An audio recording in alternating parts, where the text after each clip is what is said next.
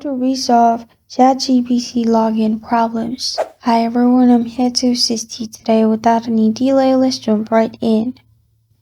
First, open ChatGPT app or Chrome and search ChatGPT. You will find this kind of screen.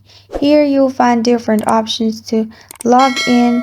Simply add your email address at the bottom and press on continue.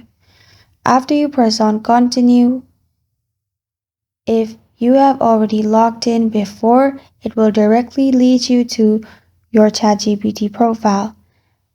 And after you click on continue, it does not work. Click on the three dots at the top right. Here, click on delete browsing data. After you've clicked on delete browsing data, at the top, make sure it's all time, which is the minute. Press on all time and press on delete data. After you do that, try logging into your ChatGPT account again. If it still does not solve your issue, you can open Play Store, search ChatGPT. If you're using an app, you can simply update the app. Sometimes not updating the app may cause some issue.